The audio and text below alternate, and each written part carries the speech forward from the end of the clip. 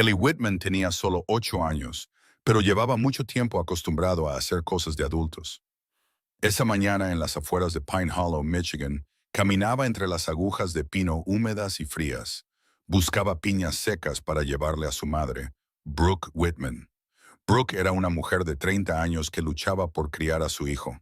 Trabajaba en turnos de noche en un restaurante y limpiaba habitaciones de motel. Tenía las manos en carne viva de tanto fregar. Los bosques aquí eran densos y silenciosos. Era el tipo de silencio que hacía que hasta respirar pareciera un error. Entonces un sonido, fino como un hilo, cortó la quietud. Un quejido, débil, roto, como si alguien intentara aferrarse a la vida con un último trozo de aire. Ellie se detuvo en seco.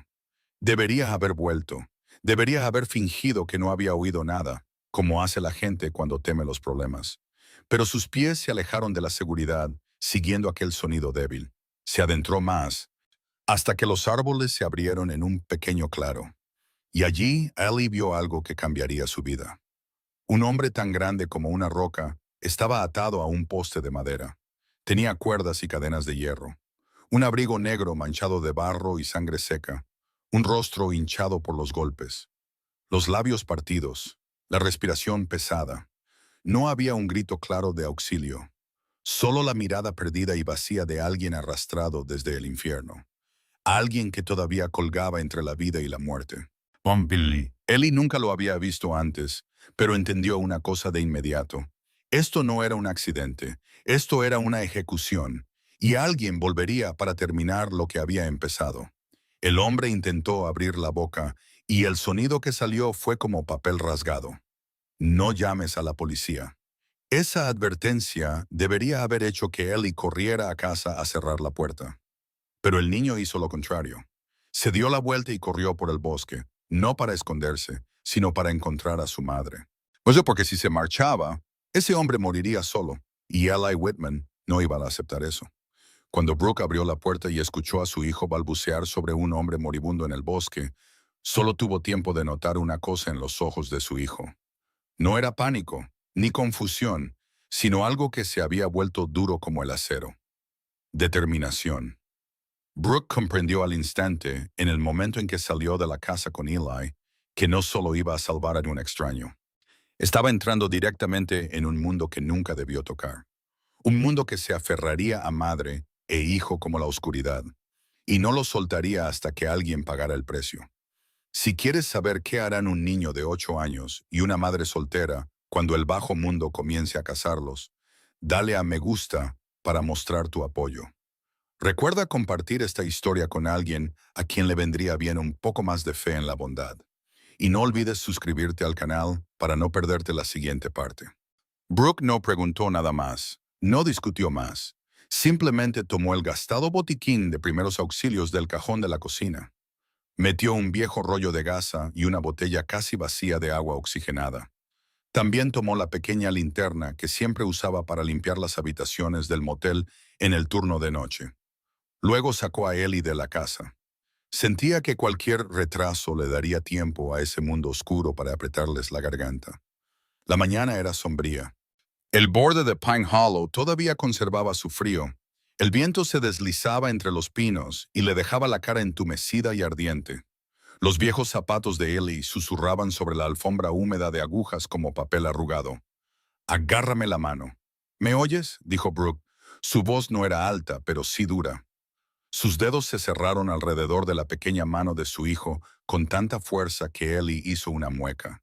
Sin embargo, no se quejó. Solo asintió como un pequeño soldado.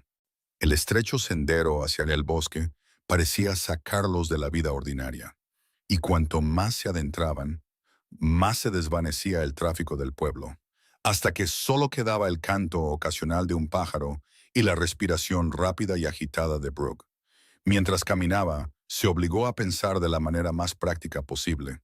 Detener la hemorragia, llamar a alguien, sacar al extraño de aquí, luego cerrar la puerta, echar la llave, volver a la vida de antes. Pero con cada paso, esa seguridad en sí misma se hacía más delgada. Cuando se acercaron al pequeño claro donde Eli había visto al hombre, Brooke percibió un olor extraño. Se mezclaba con el aroma de la resina de pino y la tierra húmeda. Era un leve rastro de gasolina, agudo y sucio, como si alguien la hubiera derramado y no hubiera tenido tiempo de evaporarse.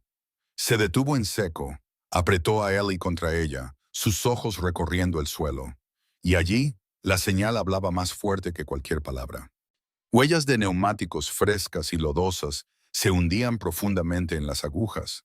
Los bordes todavía estaban húmedos, como si el vehículo se hubiera ido hacía solo unos momentos.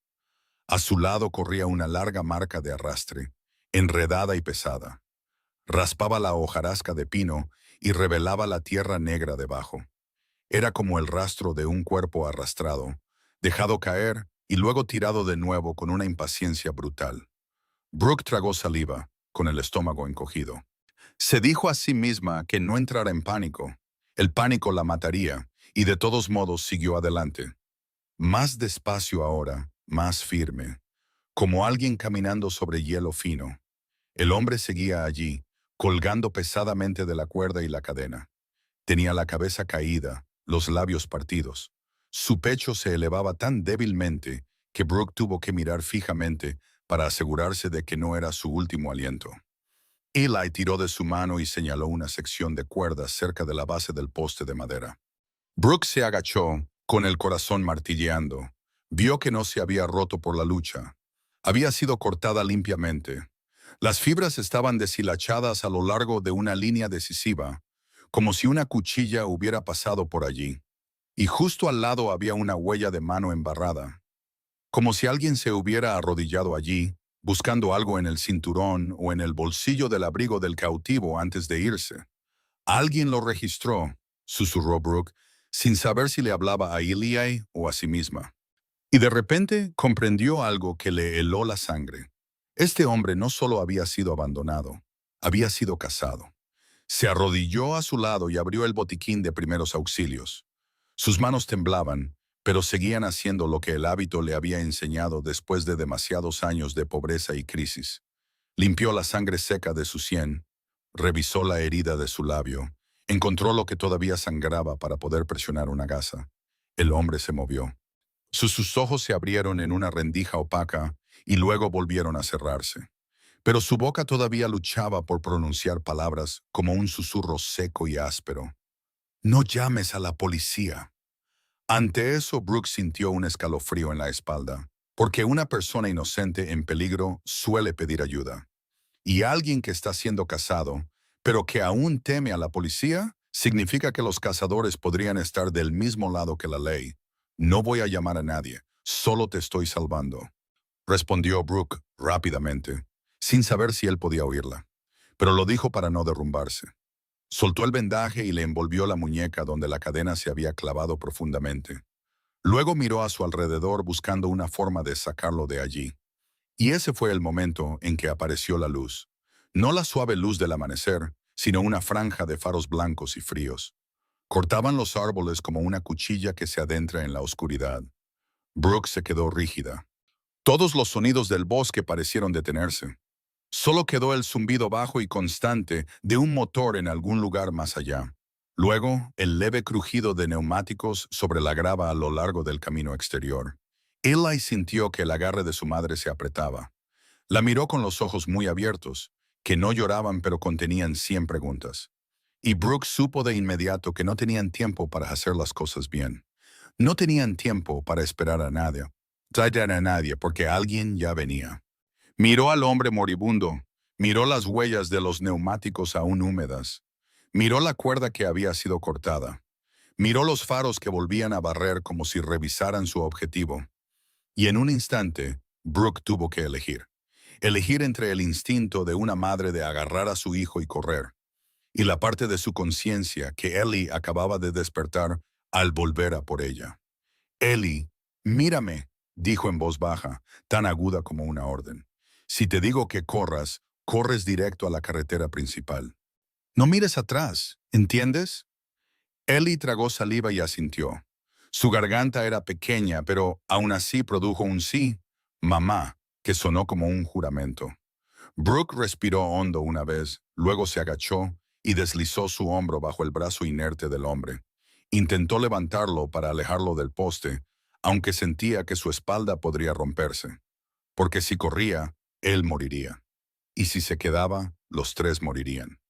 Y Brooke entendió que la única manera de salvar a su hijo y a este hombre era moverlo ahora, o antes de que los faros barrieran el claro una vez más. Brooke apretó los dientes y usó toda su fuerza para tirar del hombre de lado, fuera del poste de madera. Pero su cuerpo era pesado, como si todo el bosque lo estuviera presionando. Sintió que su hombro se desgarraba.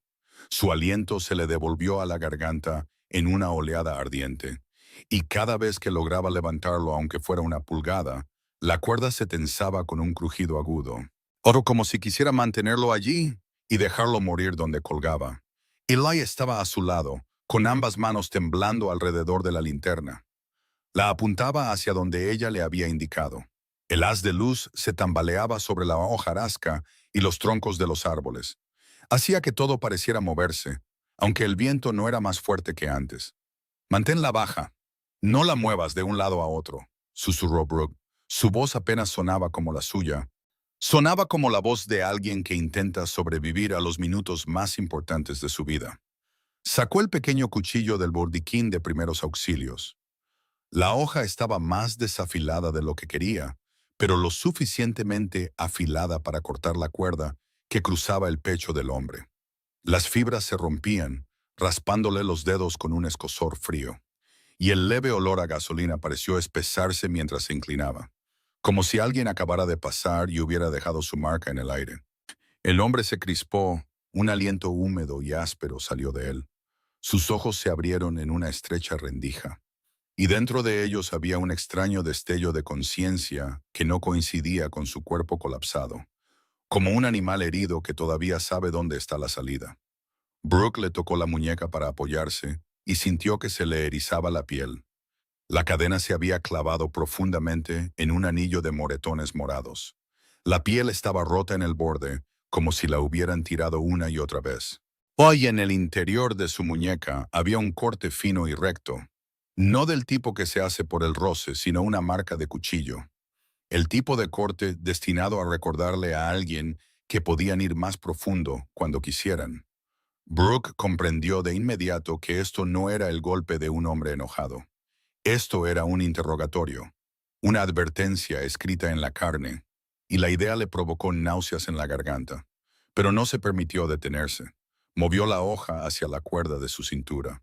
Cortó más rápido, respirando entre dientes, forzando su mente a aferrarse a una sola cosa: liberarlo de ese poste antes de que los faros volvieran a barrer, antes de que ese motor se acercara.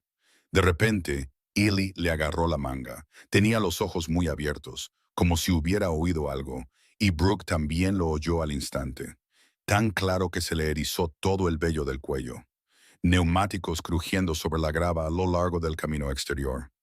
Luego, el motor bajó a un murmullo más suave, como si el vehículo se estuviera deteniendo, seguido de un silencio breve y sofocante, y luego el clic seco y preciso de una puerta de coche al cerrarse, como un punto al final de una frase.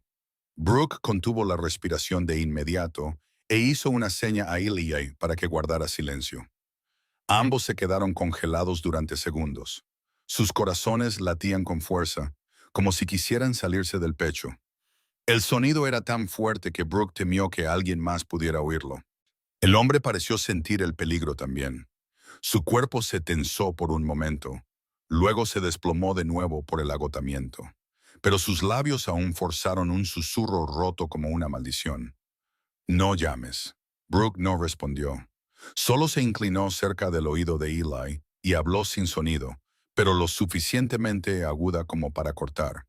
«Cuando yo tire, tú vas primero. Vas exactamente a donde te diga.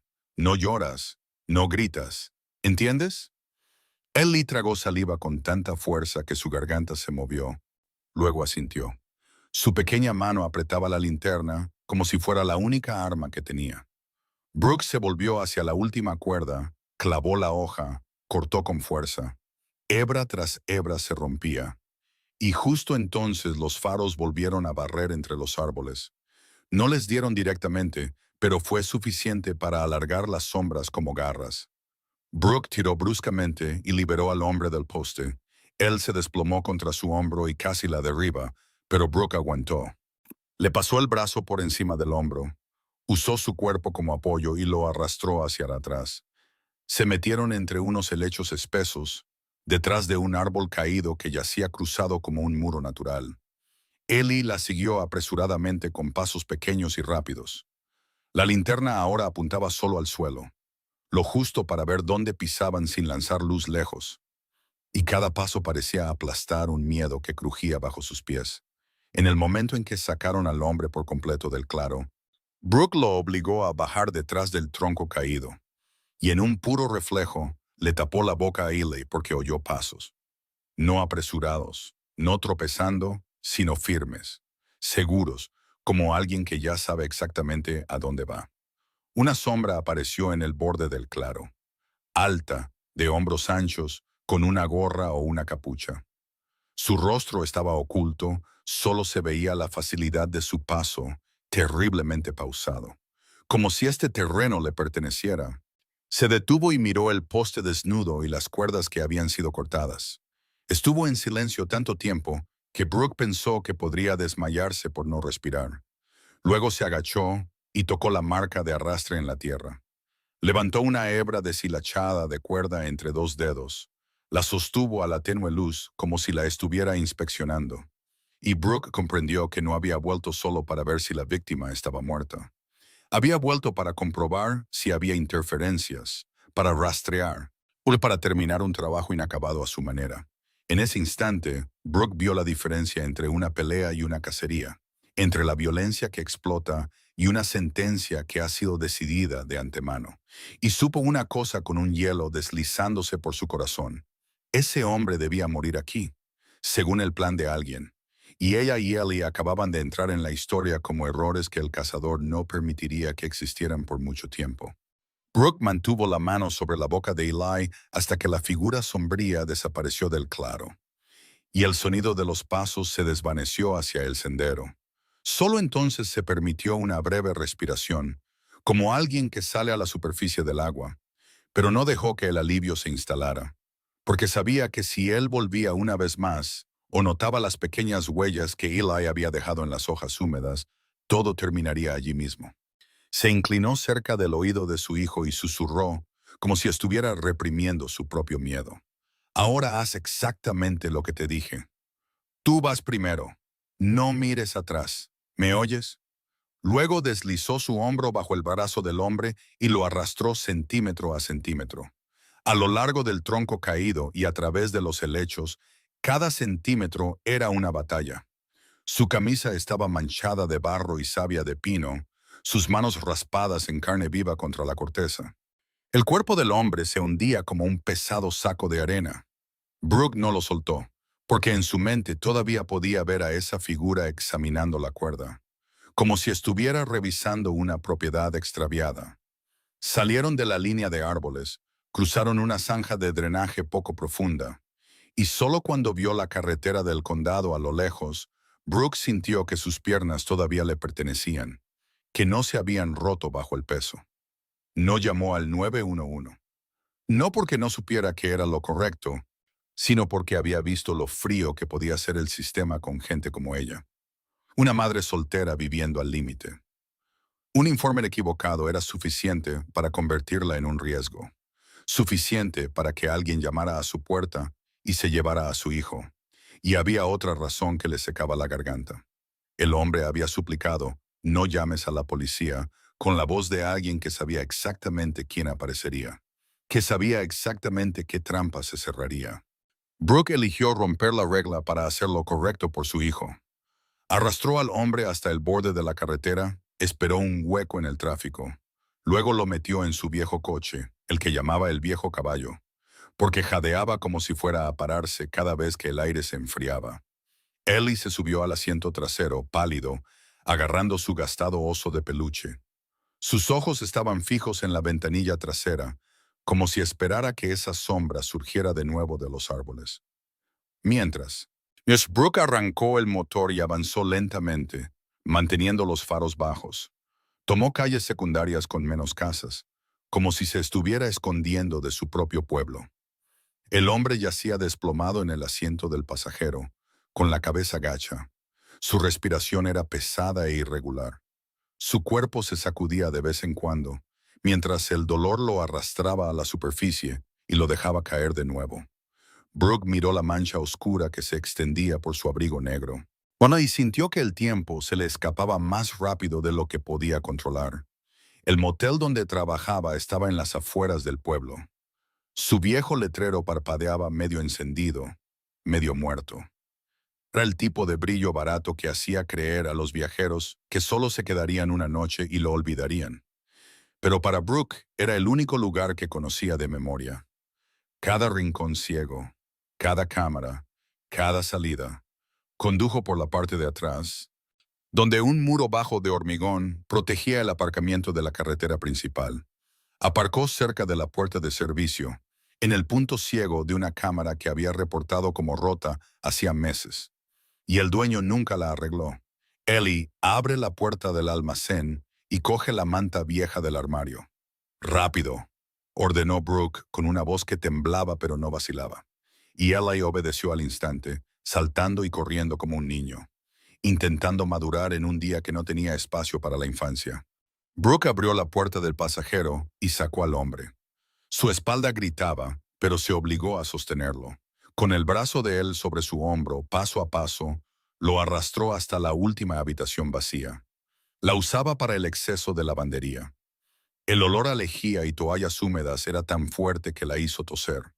Pero se lo tragó, cerró la puerta de un empujón, bajó al hombre sobre el viejo colchón y presionó una gasa sobre la peor de las hemorragias. Eli entró corriendo con la manta, sin aliento. Wilmo miraba al hombre y luego a su madre. El miedo y la lástima se mezclaban en sus ojos, como si esa mirada vacía del bosque lo hubiera seguido hasta aquí. Brooke sacó su teléfono. Sus manos temblaban tanto que casi se le cae. Su pulgar se detuvo sobre el 911. Su corazón se apretó como una soga. Y luego marcó otro nombre: Paige Lawson. Paige era la única persona en la que Brooke confiaba para ayudar sin convertir la historia en un informe, un archivo, una acusación. Paige respondió casi de inmediato, su voz ronca por haber terminado un turno. «Brooke, ¿qué está pasando?» Brooke habló rápido y en voz baja, como susurrando dentro de una iglesia. «Te necesito, ahora mismo. Tengo a alguien muy herido. No puedo llamar a una ambulancia». Hubo un instante de silencio, y luego Paige respondió con simple certeza. «Mándame la dirección, voy para allá». Cuando Paige llegó, llevaba un abrigo grueso sobre su uniforme. Tenía el pelo recogido a toda prisa, sus ojos agudos por la experiencia de alguien acostumbrado a la sangre. Pero incluso ella se detuvo cuando vio al hombre en la cama. El rostro magullado, los labios partidos, el pecho subiendo como si fuera a fallar, y las marcas en sus muñecas que no parecían accidentales. Paige se puso guantes, abrió su botiquín compacto, le tomó el pulso, le iluminó los ojos con una linterna, le levantó los párpados. Luego miró a Brooke de una manera que no necesitaba palabras. Esto no fue una pelea de bar. Paige examinó el corte en su cuero cabelludo, los moretones a lo largo de sus costillas, la tela empapada. Y bajó la voz, firme y segura. «Esto es deliberado. Esto es un interrogatorio. Estaba destinado a ser rematado, no derribado». Brooke sintió esas palabras como hielo deslizándose por su interior, como la sombra en el bosque de pie detrás de ella de nuevo. Paige trabajó para detener la hemorragia, limpió heridas, suturó rápidamente. Moss tenía las manos expertas de alguien que había mantenido vidas unidas en salas de emergencia. Mientras, Brooke sostenía la luz y presionaba la gasa. Eli estaba de pie a los pies de la cama, agarrando su oso de peluche. Observaba cada puntada como si temiera que el hombre desapareciera si parpadeaba. Paige miró a Eli y suavizó su tono. «Cariño, ¿puedes salir un minuto?» Eli negó con la cabeza con fuerza. Su agarre alrededor del oso se hizo más fuerte. Ahí Brooke entendió que su hijo estaba cumpliendo una promesa silenciosa de no marcharse. Mientras Paige se inclinaba, Brooke notó algo pequeño que abultaba cerca del borde del abrigo del hombre, como un objeto metido a toda prisa. Y antes de que pudiera hablar, Paige dio una advertencia silenciosa. Brooke, si vomita o deja de respirar, llámame inmediatamente. Y hagas lo que hagas, no traigas a la policía aquí. Quien quiera que haya hecho esto todavía está buscando. Brooke asintió, con la garganta apretada, porque eso era exactamente lo que temía.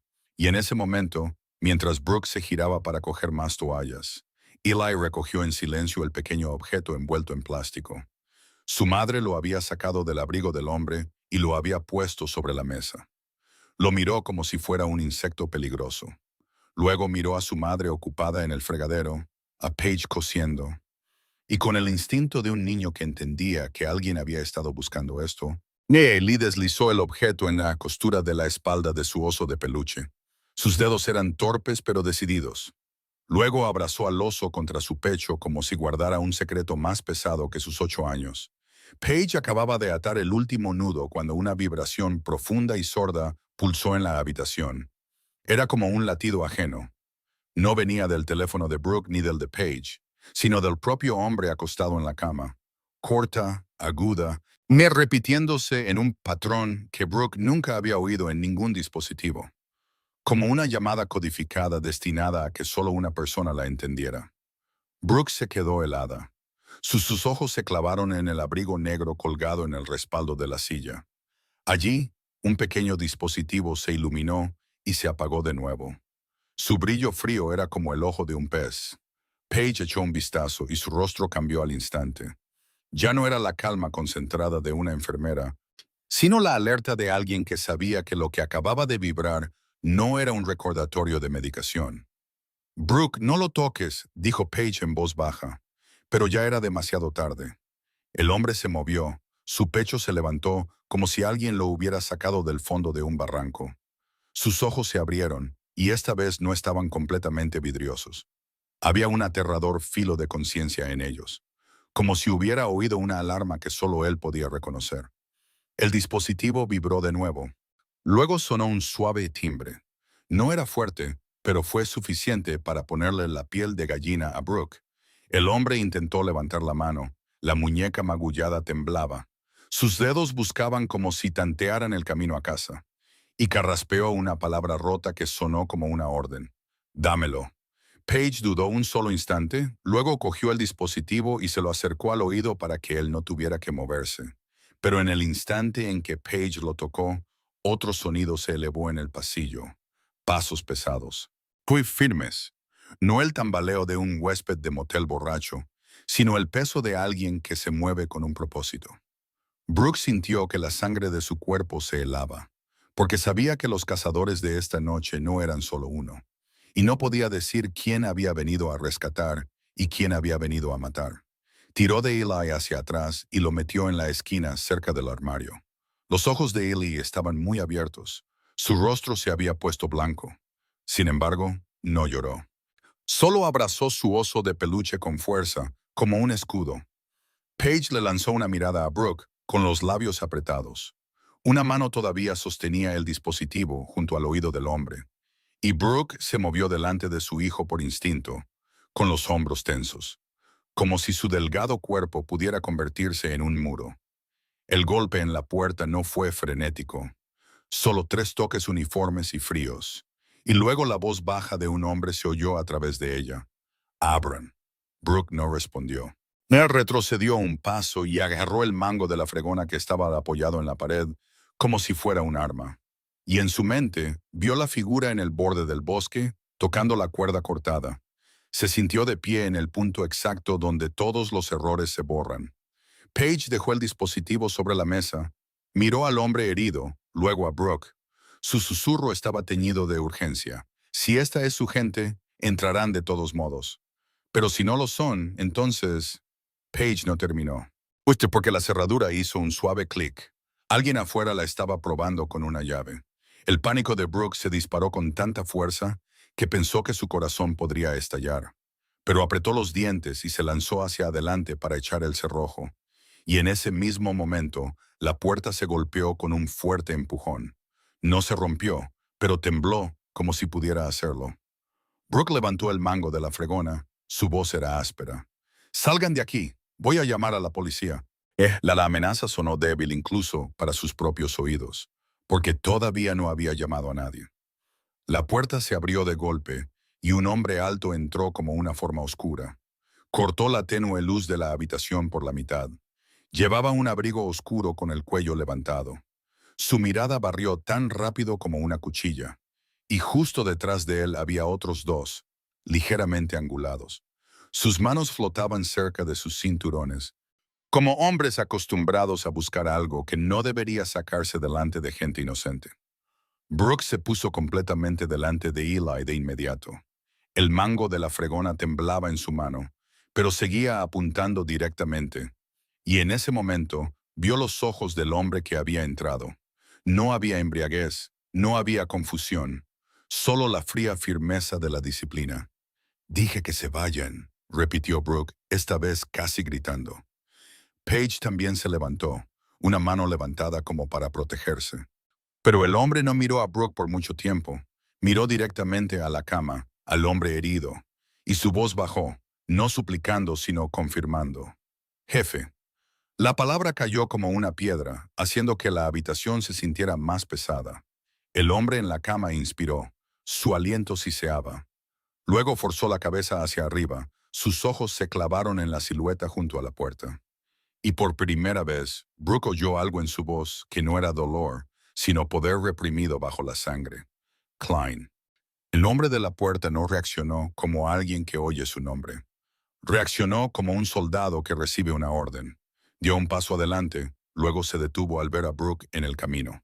Sus ojos se deslizaron sobre Eli por un breve momento, fríos pero no crueles, y dijo, muy brevemente, «No estoy aquí para hacerles daño». Brooke soltó una risa seca que provenía del miedo. «No tengo ninguna razón para creer eso». Y los dos detrás de Klein se movieron ligeramente, sus manos bajaron más. Brooke sintió un sudor frío recorrer su espalda, lista para gritar. Pero en ese preciso momento, el hombre de la cama se incorporó a medias. Un gemido se le escapó como si le desgarrara los pulmones. Y habló más alto, más claro, como si sellara el aire con autoridad. Manos abajo. La orden no era para Brooke, era para los hombres detrás de Klein. Y extrañamente se congelaron de inmediato, como si todavía hubiera una orden en esta habitación que nadie se atrevía a romper. Klein inclinó la cabeza, con la voz baja. «Jefe, está vivo».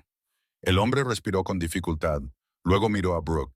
Su mirada se posó en el barro de su camisa, en sus manos raspadas, en Eli agarrando el oso de peluche, y carraspeó, cada palabra arrastrada desde la piedra. «Me sacaste de ese poste». Brooke no respondió, solo lo miró fijamente. Y él continuó, como una verdad que no se podía retractar. «Me salvaste la vida». Paige permaneció rígida a su lado, con el rostro tenso. Ostave, Brooke sintió como si esas palabras la hubieran arrastrado a algo de lo que ya no podía escapar. Klein se acercó, extendiendo la mano como para tocar al hombre herido, pero el hombre levantó una mano para detenerlo. Sus ojos nunca se apartaron de Brooke, y luego habló, esta vez dando un nombre real, como si decidiera deshacerse de la última capa de cobertura. «Soy Gideon Vale». El nombre cayó como un trueno en un pueblo pequeño, y aunque Brooke nunca lo había conocido, podía sentir el peso que llevaba, como una puerta que se abre a un lugar más oscuro. Gideon tragó con dificultad y continuó, débil pero agudo. «Fui traicionado». La mandíbula de Klein se tensó. «Caleb». Gideon asintió levemente, lo suficientemente pequeño como para que una gota de sangre fresca apareciera en su labio. «Caleb Sutter». Brooke oyó el nombre como el contorno de un hombre que nunca había visto, pero que ya sentía. Y en su mente destelló el olor a gasolina, el barrido de los faros, la cuerda cortada limpiamente. Klein se volvió hacia los dos que estaban detrás de él y les hizo una seña, y se dispersaron como sombras, revisando la ventana, el pasillo. Mientras, Brooke seguía de pie frente a Eli, porque no se atrevía a confiar en nadie, ni siquiera en el hombre que acababa de decir que le había salvado la vida. Gideon vio el mango de la fregona en las manos de Brooke. La comisura de su boca se torció como si fuera a sonreír pero no tuviera fuerzas. Y exhaló una frase que sonó como una pesada promesa. Nadie toca al niño. Eli miró a Gideon. Sus ojos brillaban con miedo mezclado con curiosidad. Y Brooke no sabía por qué esa única frase le hizo querer creer y correr al mismo tiempo. Afuera, en el aparcamiento trasero, un coche extraño estaba aparcado torcido en la oscuridad. Las ventanillas estaban tintadas como ojos cerrados. Un hombre dentro levantó su teléfono. Sacó una foto rápida de la última habitación vacía al final de la fila en el momento en que Klein entró. Luego su pulgar tecleó un mensaje y lo envió sin dudar. Encontraron al testigo, y cuando la pantalla se oscureció, el coche se alejó en silencio, llevándose la verdad de que, a partir de este momento, Brooke y Eli ya no eran extraños. Al otro lado del pueblo, dentro de un almacén convertido en una oficina improvisada. Desde fuera parecía un viejo taller de reparación de máquinas. Caleb Sutter estaba sentado tan quieto que parecía no respirar. La fría luz fluorescente tallaba sus pómulos en algo tan afilado como una cuchilla. Sobre la mesa había un teléfono que acababa de recibir un mensaje con una foto de la puerta de la habitación del motel. Y Caleb no necesitó hacer ni una sola pregunta para saber que Gideon Ball había sobrevivido. Porque solo los vivos podían hacer que Klein apareciera en persona. Cogió su encendedor, lo encendió una vez como para probarlo, luego lo volvió a dejar. Sus ojos grises se movieron sobre los hombres reunidos a su alrededor con una calma tan aterradora que parecía antinatural. La calma de alguien que ha trazado cada ruta de escape antes de apretar el gatillo. Un hombre más joven tragó saliva y balbuceó que alguien confirmó que el jefe seguía respirando, que había una mujer y un niño, que el motel estaba en las afueras de Pine Hollow, pero Caleb levantó un dedo y el hombre se cayó. Fue como si una mano se hubiera cerrado alrededor de su garganta. A Caleb no le gustaba el ruido, le gustaba el ritmo. Inclinó la cabeza y dijo una seca palabra en inglés. 1. Luego se detuvo, mirando cada rostro como si contara su miedo. 2. Se detuvo de nuevo, y cuando dijo 3, toda la habitación pareció encogerse, porque todos sabían que después del tercer tiempo, las manos de alguien tendrían que ensuciarse. Ese ritual de contar era la firma de Caleb, lo que usaba para convertir el asesinato en una especie de oración fría. Y sus hombres le temían no porque gritara, sino porque no tenía que hacerlo. Gideon no murió, dijo Caleb, su voz tan ligera como si estuviera confirmando una cita. Y si Gideon vive, volverá para tomar lo que es suyo, y necesitará testigos para limpiar la historia. Tocó la foto de nuevo, hizo zoom en la puerta del motel y sonrió sin calidez. Una madre soltera y un niño. No sabe lo que acaba de hacer. Uno de los hombres preguntó en voz baja si debían acabar con los testigos para cortar el rastro, y Caleb lo miró, como se mira a una mosca. Luego comenzó a contar de nuevo. 1, 2, 3, y en el momento en que el 3 salió de su boca, el hombre se puso pálido. Comprendió que esa simple idea era el error más estúpido que podría haber cometido. No, dijo Caleb. Si los matas demasiado rápido, son solo otro cuerpo, y Gideon todavía puede reconstruir de otra manera. La quiero viva el tiempo suficiente para que se convierta en la soga que se cierre alrededor del cuello de Gideon.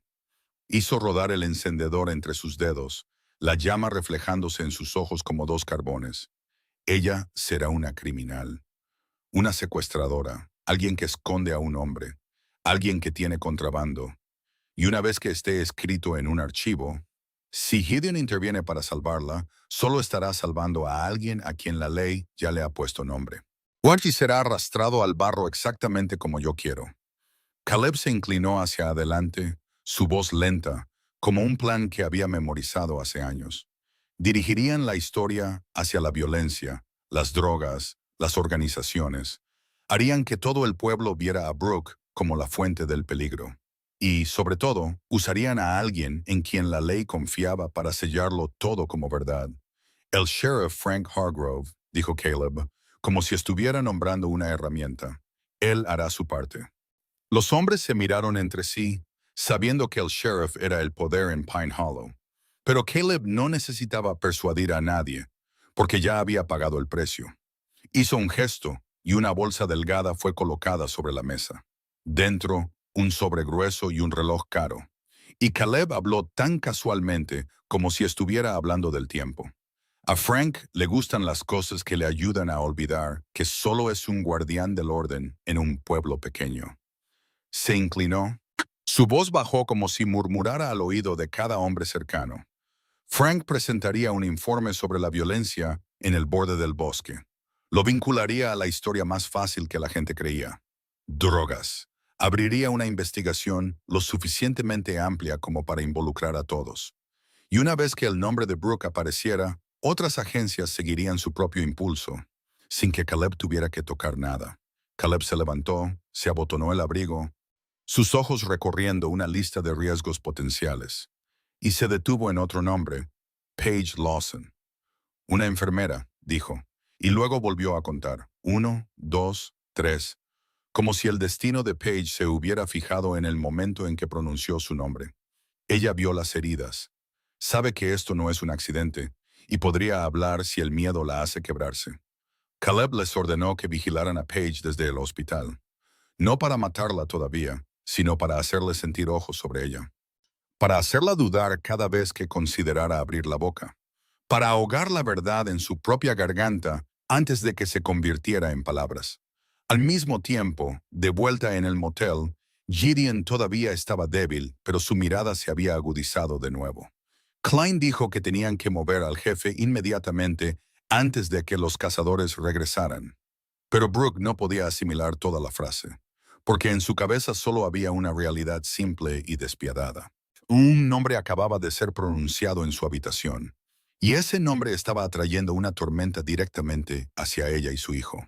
Paige recogió sus cosas, dio instrucciones breves como alguien que acaba de cruzar una línea y entiende las consecuencias.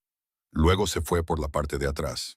Pero más tarde, cuando salió al aparcamiento del hospital para coger algo para su próximo turno, vio un coche negro aparcado a lo lejos, sin matrícula delantera, las ventanillas tintadas de oscuro.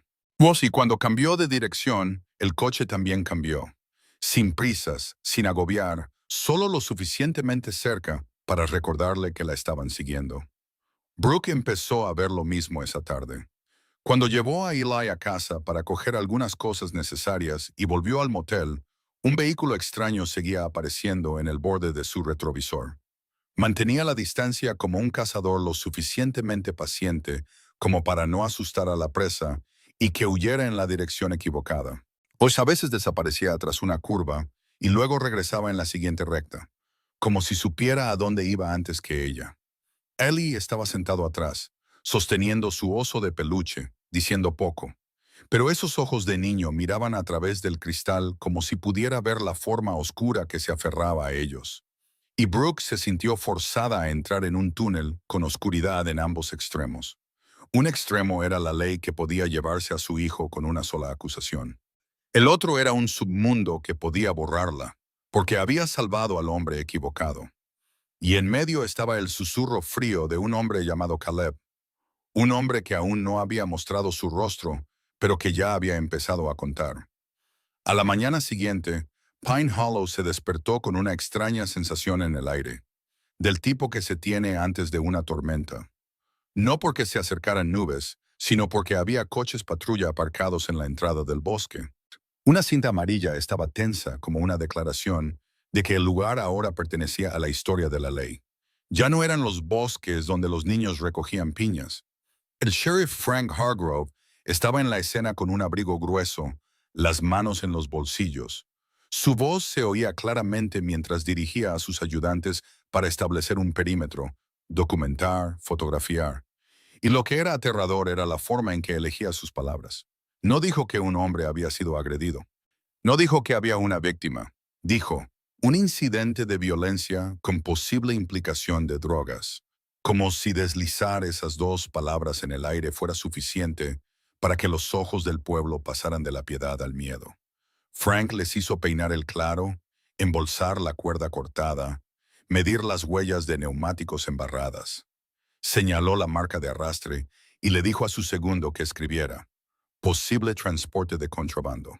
Y en ese momento, La verdad de Brooke comenzó a fracturarse en la primera línea del informe. Los rumores corrían más rápido que cualquier vehículo. Antes del mediodía, la gente susurraba en el restaurante que una banda de fuera había traído producto al bosque. Había habido una pelea. Alguien murió. Alguien huyó. Y esas historias no necesitaban pruebas. Todo lo que necesitaban era un sheriff, con una voz segura, para que se convirtieran en «todo el mundo lo sabe». Frank no era estúpido, pues le entendía que gestionar el miedo era la forma más barata de gestionar a una multitud. Porque una vez que la gente tenía miedo, se censuraría a sí misma, mantendría la distancia, cerraría la boca, se vigilarían unos a otros con sospecha y no notarían la mano que reescribía la verdad entre bastidores. Frank llamó a los técnicos para obtener los datos de las cámaras de la carretera. Exigió un volcado de los vehículos que se movían por la carretera del condado cerca del bosque. Y al mismo tiempo, envió a alguien al motel con preguntas inofensivas sobre un coche viejo conducido por una mujer que trabajaba de noche. El dueño del motel no tardó mucho en decir el nombre de Brooke. No por crueldad, solo por miedo a los problemas. Y porque en un pueblo pequeño, una madre soltera pobre es siempre la respuesta más fácil a cualquier problema. A primera hora de la tarde, el nombre de Brooke Whitman ya estaba en el escritorio de Frank en una carpeta nueva. Aún no era gruesa, pero pesaba como una piedra porque había sido sellada con prejuicios. Paige Lawson ni siquiera había dormido después de su turno cuando recibió una llamada invitándola a cooperar en la oficina del sheriff. La razón sonaba bastante rutinaria. Un informe de que un trabajador médico había practicado fuera de su ámbito, suturado sin autorización, ocultado una lesión grave. Paige supo de inmediato que era una trampa, porque solo había un lugar donde había hecho eso, o hasta solo una razón por la que alguien lo sabría tan rápido. Pero aún así tuvo que ir, porque si se negaba, la convertirían en alguien que huye de la culpa. Cuando Paige se sentó bajo las luces fluorescentes en la sala de interrogatorios, Frank no gritó. Hizo preguntas en un tono tan educado que era frío. ¿Dónde estuvo anoche? ¿Por qué estaba en el motel? ¿Por qué no lo había denunciado? Conocía la ley y cada pregunta se apretaba como una cuerda alrededor de su garganta. No para encontrar la verdad, sino para crear una frase en una transcripción que pudiera usarse más tarde. Paige notó a un joven ayudante de pie en la esquina. El nombre en su placa decía Owen Mercer. Su rostro aún era joven, pero sus ojos no estaban completamente en blanco. Owen le entregó a Paige un vaso de agua, y ese pequeño gesto le dijo a Paige que todavía había una persona en esta habitación. Solo que esa persona estaba atrapada dentro de un uniforme. En el barrio donde vivía Brooke, los ojos de la gente empezaron a cambiar de color. La vecina que solía saludarla en el patio trasero ahora la miraba como si fuera un nido de hormigas de fuego. El hombre que una vez le arregló el tejado del porche ahora metía a su propio hijo dentro cuando veía salir a Eli. Brooke pasó por la oficina de correos para recoger el correo y sintió que se movía por un pasillo hecho de oídos, donde cada susurro podía convertirse en una acusación. Mantuvo a Eli cerca, pero intentó hacer sonreír a su hijo como de costumbre. Eli ya no sonreía abiertamente. Sostenía su oso de peluche en silencio, su mirada recorriendo la calle, como si estuviera atento a un coche negro que pudiera aparecer en cualquier momento. De vuelta en el motel, Gideon Vale yacía recostado. Su rostro aún estaba pálido por la pérdida de sangre, pero su voz se había vuelto más firme. Y esa firmeza no provenía de la salud. Provenía del poder que siempre había llevado consigo. Klein había construido un anillo de defensa alrededor del área. Alguien vigilaba el final de la fila, alguien vigilaba el aparcamiento, como si el motel se hubiera convertido en una fortaleza temporal. Y Gideon miró a Brooke con ojos que no permitían desvíos. Tú y el niño necesitan desaparecer, dijo. Tengo un lugar seguro. Brooke soltó una risa seca, no porque fuera gracioso, sino porque la desesperación en ella había sido llevada al límite. ¿Seguro cómo?, preguntó, su voz baja pero aguda. Si voy allí, ¿todavía podré trabajar? ¿Todavía podré llevar a mi hijo a la escuela? ¿O me convertiré en alguien encerrado en una casa donde no conozco la dirección? No conozco la salida. Gideon se quedó en silencio por un momento, como si por primera vez tuviera que ver el problema a través de los ojos de alguien que no vivía con opciones. No te estoy encerrando, dijo. Pero Brooke negó con la cabeza, sus ojos rojos, sin lágrimas. No tienes que encerrarme. Si pones a un hombre fuera de la puerta, ya no soy libre. Había vivido demasiado tiempo con otras personas decidiendo su destino. Propietarios, dueños de moteles, facturas, turnos de noche. Y la idea de cambiar un tipo de cautiverio por otro, para escapar del peligro, la hacía sentir que no podía respirar. En la oficina del sheriff, Owen Mercer hojeó el informe etiquetado como violencia relacionada con drogas y vio los lugares donde se desviaba del procedimiento. La forma en que el lenguaje de Frank empujaba la historia hacia una conclusión ya elegida. La forma en que la solicitud de cámaras era demasiado amplia. La forma en que el motel se convirtió en un objetivo demasiado rápido. Y el joven instinto profesional de Owen le pinchó como una aguja. Alguien estaba montando esto.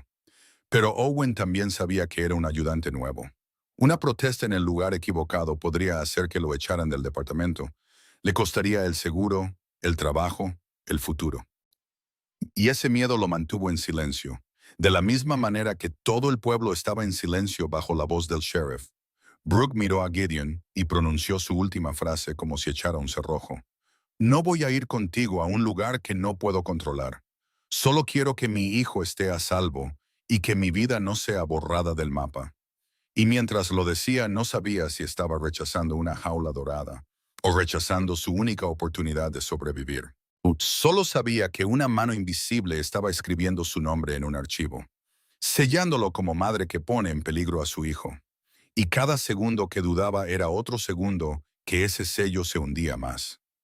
La reunión de emergencia en el ayuntamiento ocurrió tan rápido que Brooke sintió como si el pueblo hubiera mantenido un escenario listo para colgarla desde el principio, esperando a que el sheriff Frank chasqueara los dedos para que las luces se encendieran y la multitud asumiera sus papeles sin que se lo dijeran. Vino porque no tenía otra opción, porque los susurros alrededor de su casa se habían convertido en miradas abiertas, porque los coches patrulla seguían pasando por su puerta como si estuvieran contando los tiempos, y porque Ellie había empezado a preguntar con una vocecita si los iban a arrestar, preguntando con un tono que intentaba sonar adulto y aún no podía ocultar el temblor debajo. El viejo ayuntamiento crujía con cada paso. Las luces fluorescentes hacían que la piel de todos se viera pálida, y el aire cargado olía a miedo, un humo espeso e invisible. Brooke entró sosteniendo la mano de Eli, y sintió como si cientos de ojos se giraran hacia ella a la vez, como agujas de brújula que apuntan a un imán. Algunas personas la miraban abiertamente. Otras fingían mirar hacia otro lado mientras robaban miradas rápidas, como si el desastre pudiera contagiarse con la vista. Los susurros golpearon sus oídos en un borrón. Drogas, violencia, motel, niño. Y luego una mujer en la primera fila habló lo suficientemente alto para que otros la oyeran. No como si le hablara a Brooke, sino como si le hablara a toda la sala, diciendo que cuando los niños se mezclan en esto, alguien tiene que asumir la responsabilidad. Brooke quería responder. Quería gritar que su hijo solo estaba recogiendo piñas y oyó un quejido, que su hijo había hecho lo más amable que los adultos de este pueblo no habían hecho. Pero se le hizo un nudo en la garganta, porque aquí la verdad no llegaba antes que el miedo. El miedo llegaba primero y arrastraba todo detrás de él. El sheriff Frank estaba en el podio con el rostro solemne de un hombre que protege el orden, hablando de la seguridad de la comunidad, hablando de amenazas de fuera del pueblo, hablando de cooperar y denunciar cualquier cosa sospechosa. Y cada frase tenía una superficie limpia y pulida, pero Brooke podía oír el mensaje oculto debajo, apuntando directamente a ella. Cuando Frank mencionó la zona del motel y la actividad inusual, varias cabezas se giraron inmediatamente hacia Brooke, como si su nombre ya estuviera escrito en una pizarra que nadie se atrevía a leer en voz alta. Eli le apretó la mano con más fuerza, su pequeña palma estaba helada. Y Brooke se agachó y le susurró que se quedara quieto y no dijera nada. Sabía que a los ojos de la gente asustada, el silencio podía parecer culpa. Entonces la puerta trasera de la sala de reuniones se abrió. no con un portazo, sino con el peso suficiente para cambiar el ritmo de todo el espacio, como si hubiera entrado una corriente de aire frío. Brooks se giró y vio entrar a un grupo con una presencia que no pertenecía a Pine Hollow, abrigos oscuros. Es un paso tranquilo y controlado que no parecía el de vecinos que vienen a escuchar. Parecían personas que llegaban para reclamar lo que era suyo. En medio de ellos había un hombre alto, con moretones aún visibles, y una fina línea de sutura a lo largo de su ceja, pero con ojos tan agudos que la multitud se apartó para hacerle un camino sin que nadie tuviera que pedirlo. A su lado caminaba un hombre con un traje impecable, llevando un portafolio. La postura de un abogado acostumbrado a entrar en salas donde cada palabra tiene un precio. Brooks sintió que se le caía en el corazón, porque supo de inmediato que donde quiera que estuviera Gideon Vale, vistiera lo que vistiera, el aire a su alrededor llevaba una marca, peligrosa y regida por su propio orden. Frank también se detuvo un instante. Se recuperó rápidamente con una sonrisa que era lo suficientemente educada. Mira como si estuviera saludando a un donante en lugar de a un hombre que la ley tenía razones para tratar con cuidado. Todo el ayuntamiento empezó a zumbar como una colmena agitada. La gente susurraba nombres, preguntando quién era, por qué estaba aquí. Si esta era la banda de la que todos hablaban, si el pueblo estaba a punto de ser arrastrado a una guerra. Brooks se quedó atrapada entre dos corrientes de atención. Una de los habitantes del pueblo que buscaban un chivo expiatorio. La otra de los hombres de Gideon que la observaban como una debilidad que podía ser utilizada. Y quiso desaparecer, pero Eli a su lado lo hizo imposible. Gideon no perdió el tiempo escaneando la sala. Se dirigió directamente al frente, se detuvo a una distancia que no podía llamarse interrupción, y su abogado pidió la palabra en el orden correcto. Su voz era clara y uniforme. Dijo que su cliente era la víctima de una agresión grave, que las pruebas sugerían que el incidente involucraba un acto de violencia organizada, y que los rumores infundados estaban poniendo en peligro a una testigo y a un niño. Esa última línea hizo que la gente se estremeciera, porque no esperaban que la palabra testigo significara un niño, y no esperaban que el niño estuviera de pie justo aquí. Gideon dio un paso adelante. No sostuvo el micrófono mucho tiempo. Dijo solo unas pocas frases, frías y exactas. Como un hombre acostumbrado a dar órdenes, esforzándose a hablar en el lenguaje del procedimiento. Dijo que Brooke Whitman fue la persona que lo había salvado de la muerte, que no era una criminal, que era una salvadora, y exigió que el pueblo y las fuerzas del orden la protegieran bajo los protocolos de protección de testigos, porque cualquier filtración podría tener consecuencias mortales. La forma en que dijo bajo protocolo sonó extraña en el ayuntamiento, como un animal salvaje con traje, y no calmó a la gente. Los asustó más, porque podían oír que conocía la ley lo suficientemente bien como para usarla como una cuchilla. Frank aprovechó ese momento como se aprovecha una cerilla en una habitación llena de gasolina. Dio un paso al frente, su voz se elevó. Subrayó que un individuo conectado a elementos peligrosos había aparecido en medio de una reunión comunitaria, que esto era una señal de que el pueblo se estaba convirtiendo en un punto caliente, y que tenía que priorizar la seguridad de los niños.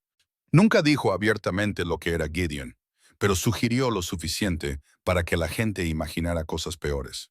Luego se volvió hacia Brooke con una mirada de simpatía fabricada, y dijo que tenía derecho a permanecer en silencio, pero también tenía la responsabilidad de explicar por qué estaba conectada con este hombre, por qué trajo a un extraño al motel, por qué no lo denunció de inmediato. Brooke abrió la boca, pero el ruido la engulló. Objeciones, acusaciones, preguntas que llegaban rápido como piedras lanzadas a alguien sin escudo. Eli se aferró a la camisa de su madre, sus ojos rojos pero secos. Miró de Gideon a Frank, como si intentara entender cómo los adultos podían convertir la bondad en un crimen. Y justo cuando la sala parecía a punto de estallar en caos, la puerta lateral se abrió. Entraron dos mujeres con abrigos oficiales, sus placas de identificación y cordones captando la luz. Y no necesitaron una larga presentación para que la piel de Brooke se helara, Porque cualquiera que haya sido pobre sabe qué tipo de poder tienen esas mujeres. El poder de quitarte lo más preciado. Una de ellas habló en un tono breve y ensayado. Dijo que eran de los servicios de protección infantil, que habían recibido un informe sobre un incidente violento grave y un riesgo para la seguridad de un niño. Oí que notificaban a la sala que realizarían una evaluación de emergencia de la familia Whitman. La sala se quedó en silencio por un extraño instante. Luego los murmullos volvieron a surgir, y esta vez no estaban dirigidos a Brooke como una alborotadora. Estaban dirigidos a Brooke como una madre que podría perder el derecho a ser madre. Brooke sintió que sus rodillas flaqueaban, pero no cayó, porque Ellie se aferraba a ella como si fuera la última tierra firme. Y en el ruido que volvía a crecer, oyó a Gideon decir en voz muy baja, casi solo para ella, que esto había sido una trampa, mientras Frank los observaba con ojos tranquilos, como si un sello ya hubiera caído. Y Brooke entendió que la reunión nunca había sido para proteger al pueblo. Había sido para hacer oficial que ella era el problema que debía ser eliminado. Los servicios de protección infantil no vinieron a hacer preguntas ni a escuchar. Vinieron con una decisión ya moldeada dentro de un archivo que el sheriff Frank puso sobre la mesa como una sentencia. Y en el momento en que la mujer con la placa oficial usó la frase retención de emergencia por riesgo de seguridad, Brooke sintió que el suelo de madera del ayuntamiento se inclinaba bajo ella. Todos los sonidos a su alrededor parecieron alejarse, dejando solo el latido salvaje de su propio corazón y la respiración de Ellie cerca de su costado. No, no, por favor. No, no hice nada malo, soltó Brooke. Su voz se quebró como si alguien le estuviera apretando la garganta. Su mano aplastaba a su hijo con tanta fuerza que los dedos de ambos se pusieron blancos, como si soltarlo por un segundo le diera al mundo permiso para arrancarle a Ellie. La trabajadora de los servicios sociales dijo que actuaban según informes de la policía y fuentes de la comunidad, que había habido un incidente violento grave vinculado al crimen organizado, que el niño había estado cerca de la escena y ahora se encontraba en un entorno inseguro, que bajo el procedimiento tenían autoridad para aplicar una retención de emergencia para evaluación. Procedimiento, procedimiento, procedimiento. La palabra cayó como un martillo golpeando la cabeza de Brooke una y otra vez, porque sabía que el procedimiento siempre es más duro que la verdad para la gente pobre. Y una vez que te etiquetan como un riesgo, puedes pasar toda tu vida tratando de quitártelo de encima.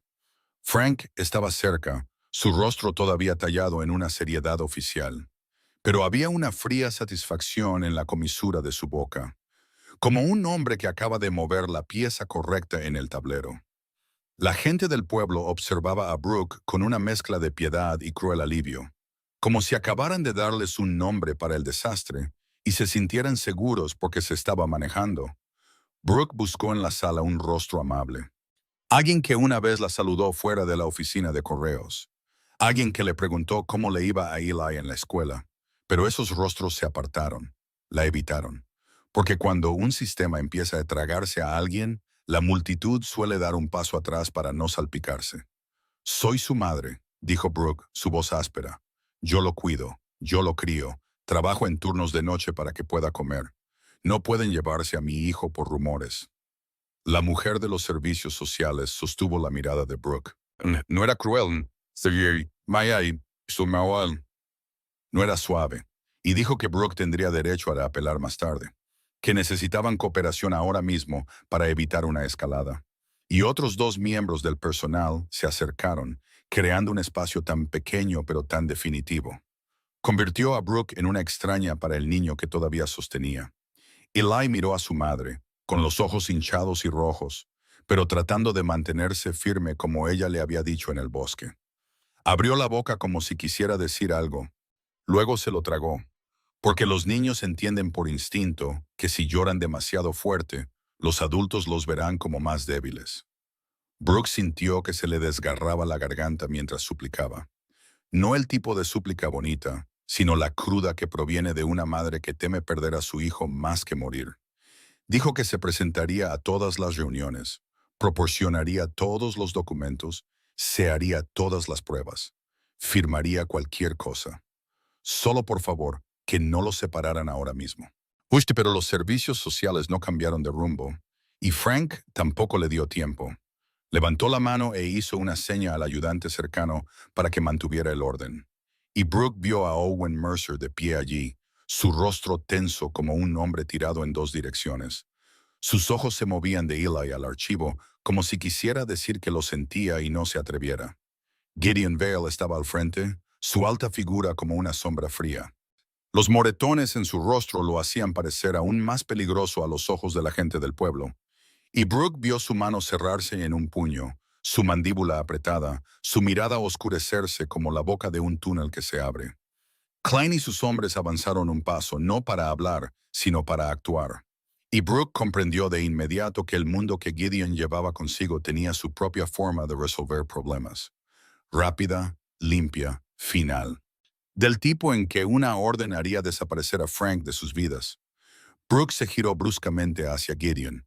Sus palabras salieron afiladas como una cuchilla, incluso mientras las lágrimas inundaban sus ojos. No, no hagas eso. Gideon la miró como si no pudiera creerlo. Brooke negó con la cabeza con fuerza. No voy a salvar a mi hijo con sangre. Voy a salvar a mi hijo con la verdad. Si lo haces a tu manera, dirán que conspiré. Lo usarán para quedarse con mi hijo para siempre. Sus palabras golpearon como un cerrojo echado en la puerta de la violencia. Y por un instante, Gideon se quedó quieto. No porque se hubiera ablandado, sino porque oyó lo más peligroso de todo. Que Caleb y Frank querían a Brooke acorralada precisamente para forzarlo a él a hacer el movimiento equivocado. Brooke, dijo Gideon en voz muy baja, sosteniendo cada palabra entre sus dientes, se están llevando a tu hijo. Brooke lo miró a los ojos, las lágrimas caían, su voz no se quebró. Entonces lo recuperaremos con pruebas. La frase se asentó como una correa de disciplina alrededor de la bestia que estaba surgiendo dentro de Gideon, dejándolo sin más opción que observar cómo se llevaban a Eli sin destrozar la habitación en ese instante. Un trabajador de los servicios sociales se agachó para decirle algo a Eli. Luego, con suavidad pero con firmeza, lo apartó del agarre de su madre. Brooke se aferró a la camisa de su hijo como si estuviera agarrando la última parte viva de sí misma. Su grito atravesó el ayuntamiento e hizo que algunas personas se estremecieran y apartaran la mirada. Eli, mírame, mírame, estoy aquí. No te voy a dejar. Pero la pequeña mano de Eli se deslizó de la suya, fría como el agua. Y en el momento en que se abrió ese espacio vacío, Brooke sintió como si le hubieran arrancado el corazón y lo hubieran dejado caer al suelo. Se llevaron a Eli hacia la puerta. Miró hacia atrás solo una vez, y en un último y desesperado movimiento, metió su gastado oso de peluche en los brazos de Brooke, junto con un pequeño trozo de papel doblado metido en su pelaje, susurrando, «Cuídamelo, mamá», antes de que lo sacaran al pasillo. Luego siguió caminando, su rostro tranquilo de una manera que dolía ver. Brooke aún no lo entendía. Todavía estaba aturdida. Pero Owen Mercer vio ese movimiento, tan pequeño, suficiente para hacerlo dudar. Suficiente para golpear su conciencia como un mazazo. Owen miró a Brooke, luego a Frank, luego a Eli siendo llevado como un objeto que necesitaba ser sellado. Y una grieta recorrió su miedo, porque se dio cuenta de que esto ya no era un procedimiento ordinario. Esto era una cacería planeada, y ese niño acababa de dejar un cebo de una manera que los adultos nunca piensan. La mano de Brooke tembló mientras metía la mano en el bolsillo, y desdobló el papel con dedos que no obedecían. La letra desordenada de Eli apareció como un susurro salvador. El oso de peluche tiene un secreto. No confíes en nadie. Recuerda el olor a gasolina. Brooke terminó de leer y sintió que se le iba el aliento. Luego levantó los ojos hacia la puerta, por donde Eli había desaparecido, y bajo las luces blancas del ayuntamiento, rodeada de murmullos y el rasguño de bolígrafos de gente que vivía de archivos, comprendió que no solo le habían quitado a su hijo. Bulle acababa de darle la llave para traerlo a casa. Y a partir de este momento, si se derrumbaba, ellos ganarían. Y si se levantaba, la lucha comenzaría. El centro de retención temporal de niños del condado no parecía una cárcel, pero tampoco parecía un hogar. Parecía una habitación pintada con colores suaves para ocultar la verdad, que aquí es donde se colocaba a los niños mientras los adultos discutían sobre su destino. Las luces permanecían encendidas todo el día. El olor a desinfectante se adhería a la ropa, y el leve clic de las puertas cerradas con llave era suficiente para enseñar al corazón de un niño que la libertad solo se tomaba prestada. Llevaron a Ellie a una pequeña habitación con literas y algunos juguetes de plástico. Un miembro del personal le dijo que era solo temporal, que su madre estaba siendo evaluada, que todo estaría bien. Pero esas palabras pasaron de largo como el agua. Porque Ellie todavía podía oír a su madre gritar en el ayuntamiento. Todavía podía sentir su mano siendo arrancada de la de ella. Se sentó en el borde de la cama. Sus brazos se sentían dolorosamente vacíos sin su oso de peluche. Pero no se permitió derrumbarse. Miró fijamente la puerta cerrada, sabiendo que el secreto que acababa de poner en manos de su madre era la única llave que podría volver a unirlos. La gente piensa que los niños solo conocen el miedo. Pero él había aprendido algo más de su madre, que el miedo no ayuda a nadie si te quedas quieto dentro de él. Cuando la amable trabajadora social de pelo castaño recogido le trajo un vaso de leche y papel de colores para que dibujara y no se sintiera triste, Ellie no dibujó una casa ni un sol. Se sentó erguido, tomó un lápiz como si estuviera sosteniendo una declaración, y comenzó a dibujar un mapa aproximado del borde del bosque de Pine Hollow, como lo recordaría un niño que recoge piñas. La carretera del condado cruzando, el pequeño trozo de hierba, el sendero que se adentra en los árboles, el tronco caído como una barrera, el claro donde estaba el poste de madera. Y luego añadió algo que nadie le había pedido que dibujara: una larga marca de arrastre y huellas de neumáticos embarradas. Y al lado escribió lentamente en letras mayúsculas, como había practicado en la escuela: olor a gasolina. Y en la esquina de la página dibujó un rectángulo negro sin marcas. Luego lo rodeó y escribió: coche negro sin matrícula. Miró a la trabajadora social, con los ojos rojos pero claros, y habló muy suavemente, como si temiera que lo único que aún podía hacer le fuera arrebatado. Señora, mi mamá no hizo nada malo. Gente mala nos está siguiendo. Vi este coche y este olor. ¿Puede darle esto a alguien bueno? La mujer dudó, porque no todos los días un niño bajo custodia temporal le entregaba un mapa como si fuera una prueba. Pero la seriedad en los ojos de Ellie la detuvo. La hizo mirar con atención, la hizo entender que no eran garabatos al azar. Le preguntó su nombre, le preguntó si estaba seguro. Ellie asintió con fuerza, luego añadió una frase más como un clavo final: no quiero que mi mamá me pierda porque gente mala está mintiendo. La trabajadora social respiró hondo, dobló el papel. Dijo que lo pondría en el expediente del caso, pero Ellie notó que eso no era suficiente. Así que añadió, su voz pequeña pero firme: no se lo dé al sheriff Frank. Eso la sobresaltó. Luego miró a Eli como si estuviera mirando a un niño tratando de llamar a la puerta correcta en un edificio lleno de puertas equivocadas. Y finalmente asintió levemente. No fue una gran promesa, solo una promesa hecha con sus ojos. El papel no fue directamente a Frank. Se movió a través del sistema de la manera en que las cosas correctas a menudo tienen que deslizarse. La trabajadora social se lo pasó a un supervisor que había trabajado con la policía antes. Ese supervisor recordó al joven ayudante, Owen Mercer, el que había estado en el ayuntamiento con el rostro pálido y no pudo mirar directamente a Eli y Brooke cuando los servicios sociales se llevaron al niño. Cuando Owen recibió el papel, se quedó congelado por varios segundos, porque las palabras olor a gasolina, coche negro sin matrícula, golpearon su instinto como un clavo. Golpearon cada lugar donde el informe se había torcido, la forma en que Frank había escrito la historia demasiado rápido. Owen sostuvo la página, la miró, luego miró hacia la puerta de la oficina del sheriff.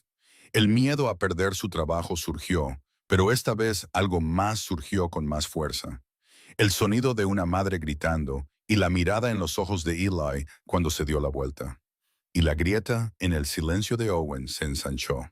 Esa noche, Owen no pidió permiso, no presentó una solicitud. Se deslizó en la sala de ordenadores de la comisaría Inició sesión con sus propias credenciales.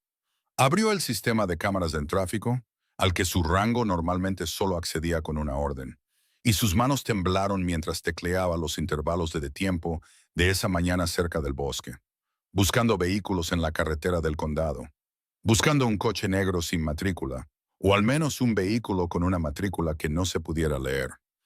Cada vez que la puerta del pasillo crujía, Owen se estremecía como un ladrón, pero siguió mirando la pantalla, porque por primera vez entendió que si no hacía esto, un niño crecería con la lección de que la verdad no tiene a nadie de su lado. Al mismo tiempo, de vuelta en el motel, Brooke se sentó pesadamente en el suelo de la lavandería, como si sus rodillas ya no pudieran sostenerla. El trozo de papel de Ellie la había herido y la había despertado a la vez, y miró el oso de peluche en sus manos como se mira una pequeña caja fuerte. Gideon quería trasladarla de inmediato. Klein quería borrar todo rastro. Pero Brooke solo dijo una frase, su voz hueca pero inflexible. Necesito lo que hay dentro del oso de peluche. Abrió con cuidado la costura de la espalda del oso con unas tijeras pequeñas. Su corazón latía con fuerza, como si fuera a partirse, y un pequeño bulto envuelto en nylon cayó. Estaba sellado herméticamente, como si alguien lo hubiera escondido para poder vivir. Brooke lo abrió y encontró una pequeña tarjeta micro SD y un delgado adaptador USB, fríos contra su palma. Y entendió por qué habían registrado al hombre en el bosque. Entendió por qué Gideon había sido marcado para ser eliminado. Entendió por qué los estaban cazando. Llamó a Paige con manos temblorosas. Paige llegó con ojeras bajo los ojos y no preguntó mucho.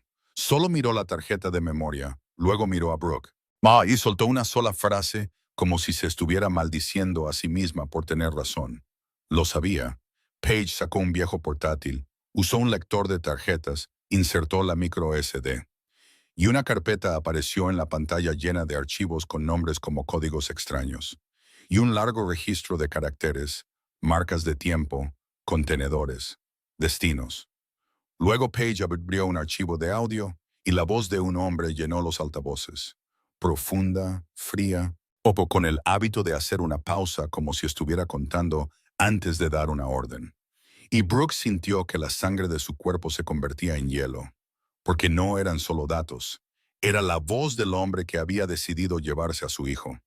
Y por primera vez desde que todo esto comenzó, Brooke tenía algo en sus manos que el sistema no podía torcer fácilmente con un rumor.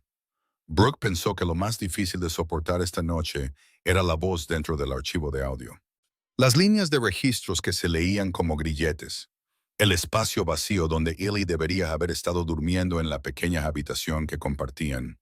Pero entonces Gideon Vale dijo una frase que dobló todo dentro de ella, como si lo hubieran partido por la mitad. Miró la tarjeta micro SD sobre la mesa, miró a Paige tratando de sacar las secciones importantes de los archivos. Y dijo con una calma que sonaba como si estuviera recordando algo terminado hace mucho tiempo. Necesitas saber una cosa. Brooke, he oído tu nombre durante mucho tiempo. Brooke levantó la cabeza, con los ojos irritados, la voz dura. No te conozco. Gideon no lo negó. Solo inclinó la cabeza. La línea de sutura en sus cejas se tensó. Y sus ojos ya no eran los de un hombre que acababa de escapar de la muerte. Eran los ojos de alguien que había estado fuera de su vida durante demasiado tiempo. Hospital del Condado. Hace 2 años. La factura de tu madre, dijo, cada palabra cayendo como guijarros. Se pagó a través de un fondo anónimo. Brooke se quedó quieta, porque ese recuerdo todavía era un corte profundo. El día que llevó a su madre a la sala de emergencias. El médico diciendo que tenían que actuar ahora. Oyó a la oficina de finanzas nombrar una cifra más grande de lo que ganaba en todo un año. Y luego, a la mañana siguiente, le dijeron que había sido cubierta. Lo llamaron una subvención, sin nombre adjunto. Como un milagro al que Brooke se había aferrado como prueba de que todavía quedaba algo de bondad en el mundo. Tú, respiró Brooke, luego rió sin sonido. Tú fuiste ese milagro. Paige también se detuvo. Sus ojos se movieron de la pantalla a Gideon. Y Gideon no parecía orgulloso. Continuó como si estuviera confesando algo sin emoción. No lo hice para que me debieras nada. Lo hice porque estabas en una zona de riesgo. Brooke sintió como si le hubieran echado agua fría por la espalda. ¿Mi zona de riesgo para qué? Gideon sostuvo su mirada. Tu motel está en una ruta que Caleb usa para mover gente y mercancías. Los trabajadores de allí son fáciles de involucrar en cosas que no entienden, fáciles de convertir en testigos, o en cuerpos para silenciarlos. Una vez le dije a mi gente que vigilara la zona para asegurarse de que nadie tocara a los civiles sin motivo. Brooke dio un paso atrás como si la hubieran abofeteado. Vigilar, repitió, y luego su voz se quebró de ira y dolor. ¿Quieres decir que pusiste gente a vigilarme, a vigilar a mi hijo, a vernos vivir, y a eso lo llamas protección? Gideon no reaccionó como un hombre insultado. Solo frunció el ceño ligeramente, como si hubiera esperado esto. No entré en tu casa, no te toqué, no te hice daño, pero tú decidiste por mí, dijo Brooke, más aguda ahora. Tú decidiste quién soy dentro de tu historia. Tú decidiste que necesitaba ser vigilada. Tú decidiste que la factura del hospital de mi madre era algo que podías poner sobre una mesa y marcharte. Tú decidiste que mi vida es un punto en tu mapa. Paige empezó a hablar para suavizarlo, pero Brooke levantó una mano para detenerla, porque lo que la estaba rompiendo no era el dinero, era la sensación de ser vista como una etiqueta de riesgo, una mujer pobre marcada para ser gestionada. Gideon dio medio paso adelante, luego se detuvo, forzando su voz a ser firme. Si yo no lo hubiera hecho, Caleb lo habría hecho. Si mi gente no estuviera vigilando esa ruta, podrías haber sido arrastrada antes. Peor. Entonces eres igual que él, dijo Brooke. Las palabras escaparon antes de que pudiera contenerlas. Y vio cómo los ojos de Gideon se oscurecían como si algo profundo hubiera sido tocado. No soy igual. Puede que no seas igual, respondió Brooke. Las lágrimas corrían pero no suavizaban su voz. Pero sigues siendo un hombre acostumbrado al control. Wow, no puedo salvar a mi hijo si dejo que otro hombre controle mi vida. Incluso si ese hombre dice que está ayudando. Se volvió hacia Paige con la voz ronca. No voy a ir a una casa segura. Paige la miró con preocupación, recordándole que los estaban cazando, que Frank y Caleb apretarían la red, que un lugar seguro podría ser la única opción que quedaba. Pero Brooke negó con la cabeza. Sus hombros temblaban, su espalda recta. No voy a cambiar mi derecho a ser madre por una jaula. Voy a seguir la vía legal. Necesito la ley de mi lado, porque si no, usarán la ley para llevarse a Eli para siempre. Gideon permaneció en silencio más de un instante, como si estuviera sopesando el instinto de proteger contra el orgullo de una mujer cuyos límites acababan de ser cruzados. Luego, por fin, dijo una palabra corta. De acuerdo, sin presión, sin amenazas. Nada del poder pesado contra el que Brooke se había preparado para luchar. Solo una palabra puesta como una piedra fundamental. Y esa falta de fuerza dolió más, porque demostraba que Gideon podía elegir de otra manera. Simplemente había elegido el control durante tanto tiempo que había llegado a tratarlo como algo normal. Brooke se dio la vuelta, agarrando la tarjeta de memoria como un salvavidas. Y justo entonces su teléfono vibró. Un número desconocido. Paige la observó con cautela. Gideon también observó. Y Brooke respondió con la garganta seca. Un video corto apareció en la pantalla. Una luz blanca y dura como la de un hospital o una oficina en algún lugar. Eli sentado en una silla, con el rostro pálido, los ojos rojos, pero levantando la barbilla hacia la cámara como si intentara mirar directamente a su madre. Detrás de él, una pared en blanco y la voz de un hombre fuera de cámara, tranquila de una manera aterradora. Entrega lo que tienes y dejaremos al niño en paz. Brooke no entendió las siguientes palabras porque le zumbaban los oídos, pero oyó a Eli, muy pequeño, tratando de mantenerse firme. Mamá, estoy bien, no confíes. Y luego el video se cortó. Un sonido salió de Brooke como un animal acorralado. Todo su cuerpo quería desplomarse. Paige la agarró por los hombros para sostenerla, y Gideon se quedó quieto. Su mandíbula se apretó con tanta fuerza que los músculos de su cuello se marcaron. El mensaje adjunto era solo una línea corta. Entrega las pruebas o pierde a tu hijo. Brooke miró a Gideon, con los ojos ardientes, la voz temblorosa. ¿Ves? Uy, por esto no puedo dejar que lo manejes a tu manera. Quieren que reaccione mal. Gideon la miró, su mirada como piedra caliente. Puedo traer al niño de vuelta en una noche. Brooke negó con la cabeza, las lágrimas caían, sus palabras no se quebraron. A la mañana siguiente dirán que conspiré con la mafia para secuestrar a mi propio hijo. Frank firmará más papeles, los servicios sociales cerrarán el caso, y Ellie será un niño arrastrado de un lado a otro para siempre, porque su madre eligió la violencia en lugar de la verdad. Gideon no discutió, solo giró ligeramente la cara como si tragara algo amargo. Luego dijo en voz baja, si eliges la ley, no te detendré.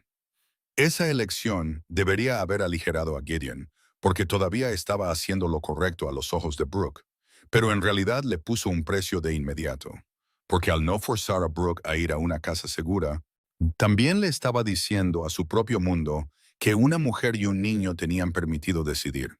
Y en un lugar donde el poder se construye a partir del miedo, dejar que otro decida parece debilidad, suficiente para que hombres como Caleb lo huelan y se apresuren a entrar. Brooke se quedó allí con las manos temblorosas alrededor del teléfono que todavía mostraba la cara de su hijo. Su corazón dividido entre la rabia de ser controlada y el terror de perder a su hijo. Y bajo el sonido del portátil de Paige reproduciendo archivos, bajo el silencio de Gideon, pesado como el metal, comprendió que un verdadero vínculo no llega a través de palabras dulces. Llega en el momento en que dos personas ven las heridas reales del otro y aún así eligen estar en el lado correcto, incluso cuando ese lado va a hacer que ambos paguen. El precio llegó más rápido que cualquier oración, como si Caleb no necesitara dormir para alimentar su odio. Frank no necesitara una conciencia para firmar más papeles. Paige apenas había salido del motel después de la llamada de Brooke, cuando sintió que el coche negro se pegaba detrás de ella. Ya no era la distancia educada de un vigilante, sino la presión cercana de alguien que había decidido atacar. Las curvas de un pueblo pequeño se convirtieron de repente en un laberinto sin salida. Y cuando Paige aceleró, el coche de atrás también aceleró. Cuando Paige frenó, él frenó. Los neumáticos chirriando sobre el asfalto como una advertencia hablada en un lenguaje sin palabras. Mason Klein la seguía desde más atrás en otro vehículo, sin faros, sin drama. Solo ojos que barrían constantemente los espejos como un hombre que ha vivido lo suficiente para entender las reglas de supervivencia de la oscuridad. Paige entró en el aparcamiento del hospital, esperando que la luz y las cámaras hicieran dudar al cazador. Pero en el momento en que salió de su coche, dos hombres aparecieron en el punto ciego detrás de un pilar de hormigón. No hablaron. Uno le agarró la muñeca, el otro le tiró del pelo hacia atrás con fuerza. Un paño empapado en productos químicos se estrelló contra su boca, y Paige solo logró emitir un sonido ahogado antes de que desapareciera. Mason irrumpió como un rayo negro. No gritó, no amenazó. Golpeó la debilidad con la fría precisión de alguien entrenado toda una vida para salvar a la gente en silencio. Un codazo en la garganta, una barrida de pierna, el hueso golpeando con un crujido seco. Y luego los disparos estallaron en el aparcamiento, arrancando todos los disfraces. Mason empujó a Paige detrás de un sedán y puso su cuerpo delante de ella. El segundo disparo pasó silbando, el tercero se incrustó en el hormigón, y el cuarto encontró a Mason. Se sacudió como si alguien lo hubiera tirado hacia atrás, la sangre brotando de su hombro, pero no retrocedió. Arrastró a Paige más a cubierto. Con los dientes apretados, soltó una palabra rápida y seca. ¡Corre! Y Paige temblaba tanto que no podía abrir la manija de la puerta. Pero Mason pateó con fuerza. La puerta se abrió. La empujó dentro. Luego recibió otro golpe con la culata de una pistola que le giró la cabeza y le nubló la vista por un instante. La sirena de seguridad del hospital sonó demasiado tarde. Los atacantes no se demoraron. Soltaron una maldición y huyeron, dejando a Mason medio arrodillado, medio caído. La sangre empapaba su camisa como tinta negra extendiéndose. Cuando esa noticia llegó a Gideon, el aire dentro de la habitación del motel pareció desaparecer. Brooke vio a Gideon levantarse sin un sonido. Sus ojos adquirieron un color que ya no pertenecía a la negociación. Y Brooke le agarró la mano de inmediato porque sabía lo que pasaría si Gideon soltaba su instinto. Gideon no apartó la mano. Ese agarre era lo único que le impedía convertir todo el pueblo en un campo de batalla en ese momento. Pero su voz en el teléfono a Klein se volvió tan fría que a Brooke se le erizó la piel. Lleva a Mason a un centro de urgencias privado. Cambia de vehículo, cambia de ruta y encuentra a quien tocó a Paige. Paige se salvó del secuestro, pero el casi accidente fue suficiente para que Brooke entendiera que habían cruzado una nueva línea. Ya no eran amenazas lejanas o un video exigiendo pruebas. Era una mano real, un paño real, un olor químico real, el tipo de cosa que puede acabar con una vida en segundos. Gideon miró a Brooke, miró el teléfono que todavía tenía el video de Eli, luego a la micro SD y los archivos de registro. Y por primera vez, Brooke vio algo extraño en sus ojos. No solo ira, sino un tipo diferente de cálculo, el de un hombre que tiene que cortarse su propia mano para escapar de una trampa. Le dijo a Brooke en voz baja, sin promesas bonitas, que si quería la vía legal, necesitaría más que un archivo de audio. Necesitaría un anzuelo lo suficientemente grande como para atraer al gobierno federal, lo suficientemente grande como para que Frank no pudiera taparlo solo, y lo suficientemente grande como para que los servicios sociales se vieran obligados a escuchar. Brooke preguntó qué iba a hacer. Gideon hizo una pausa por un instante. Luego dijo algo que hizo que Paige levantara la cabeza, incluso mientras le vendaban. Iba a cerrar parte de su propio imperio. Gideon podría haber quemado a Frank hasta los cimientos en una noche, pero eligió la forma más dolorosa, la que hombres como Caleb no esperarían. Ordenó que se abriera un almacén de blanqueo en el extranjero, en las afueras, el lugar donde había guardado mercancías y libros detrás de capas de empresas fantasma. Luego, personalmente, usó un canal que, según Klein, solo se tocaba cuando no quedaba camino. Se puso en contacto con un contacto federal que Gideon había evitado como una enfermedad. Ozzy le ofreció un trato. Entregaría el almacén, entregaría rutas, entregaría libros de contabilidad, a cambio de protección de testigos para Brooke y Paige, a cambio de autoridad de intervención para revisar el archivo de los servicios sociales que retenía a Eli bajo un informe fabricado. Las palabras se clavaron en el propio núcleo de Gideon, porque Brooke sabía que este era un hombre que construía poder a través del control. Y ahora estaba entregando parte de ese control al enemigo natural de su mundo. La noche en que se selló el almacén, las luces rojas y azules de los vehículos federales bañaron las paredes de hormigón como cuchillas de luz. Gideon se mantuvo a distancia, con el rostro inexpresivo, pero sus manos se apretaron hasta que los nudillos se pusieron blancos, porque sabía que cada contenedor que se llevaban era un trozo de reputación arrancado de él. Cada cerradura cortada era otra risa que estallaría en sus círculos, que Gideon Vale se había vendido a la ley, que Gideon Vale se había ablandado, que Gideon Vale se cortaría su propia mano por una mujer y un niño. Brooke lo observó y quiso decir gracias, pero no pudo, porque gracias sonaba demasiado pequeño para un sacrificio tan grande. Jane Page cerró los ojos como si se recordara a sí misma que a veces la supervivencia tiene que comprarse con el colapso de otra cosa.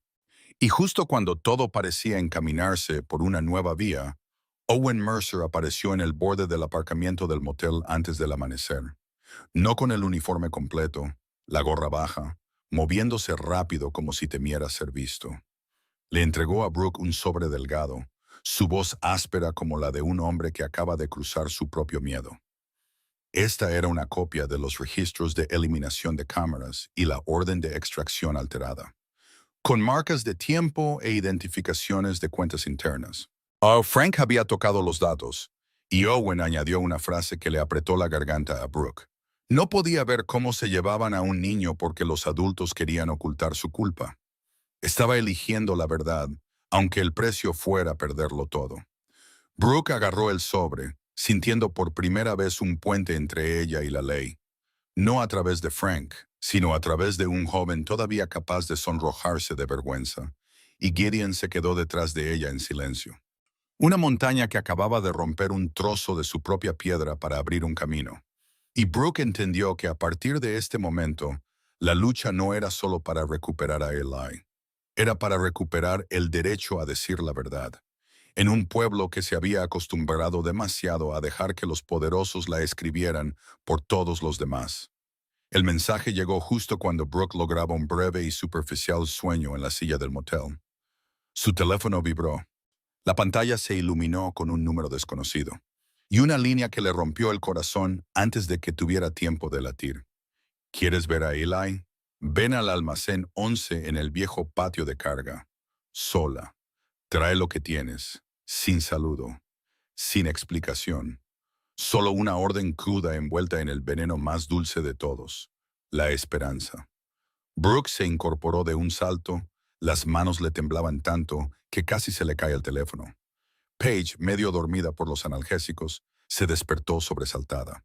Goldie Giddy Icon estaba junto a la ventana como si no hubiera dormido en absoluto, sus ojos puestos en Brooke. No preguntaba porque ya lo sabía.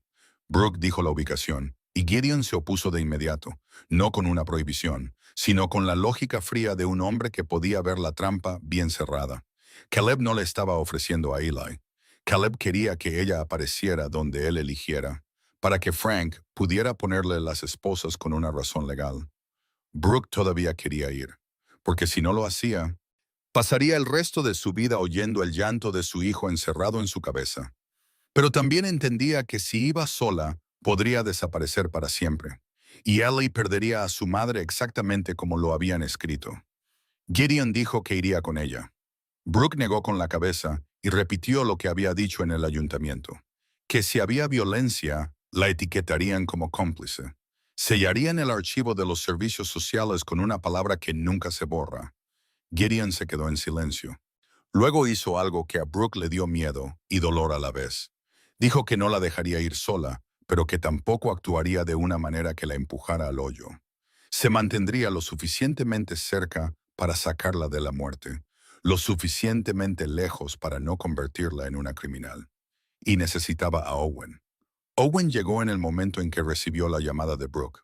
No con un uniforme impecable, solo una chaqueta puesta, su rostro tenso como un alambre. Dijo que Frank había emitido una orden interna de arresto vinculada a pruebas robadas y a un sospechoso en riesgo de fuga. Y esa orden llevaba el nombre de Brooke. Brooke sintió que se le helaba el interior.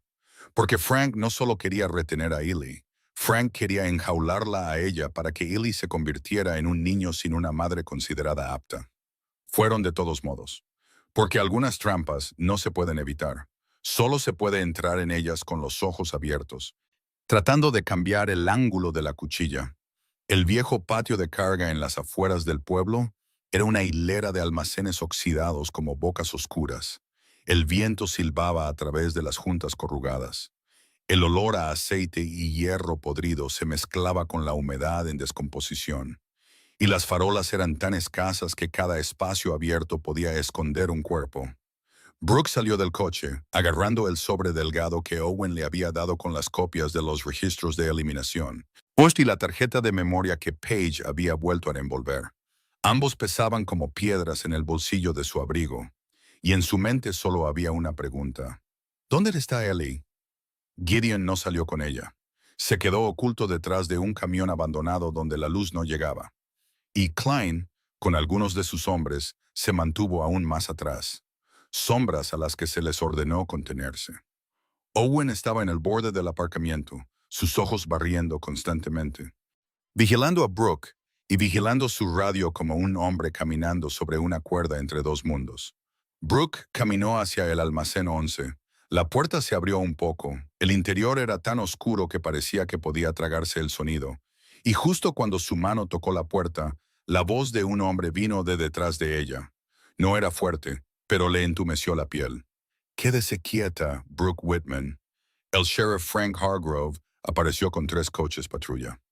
Las luces rojas y azules convirtieron el patio en un extraño escenario parpadeante. Los ayudantes se desplegaron en una formación que habían practicado. Las armas no apuntaban directamente, pero las manos ya estaban en las empuñaduras.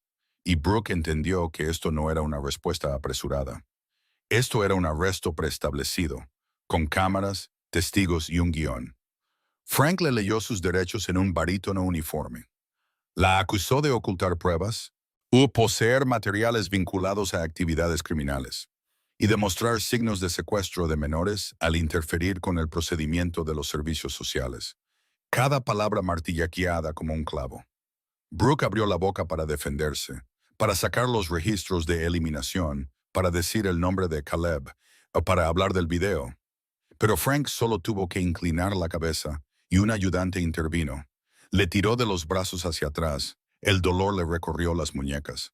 Wayne Brooke oyó el metal frío encontrarse con su piel como si se estuviera pronunciando un veredicto. Owen estaba a unos pasos de distancia, con el rostro pálido. Sus ojos se movían de Frank a Brooke como si quisiera intervenir, pero una orden invisible lo retuviera. Y por un terrible segundo, Brooke temió que Owen volviera a guardar silencio, que bajara la cabeza, como la mayoría de los adultos de este pueblo. Frank condujo a Brooke hacia el coche patrulla, diciendo que sería registrada y detenida. Y mientras empujaban a Brooke cerca de la puerta trasera, vio algo pequeño pero letal. El cinturón de seguridad trasero había sido sacado y enganchado mal. La puerta trasera estaba abierta como una invitación a un resbalón.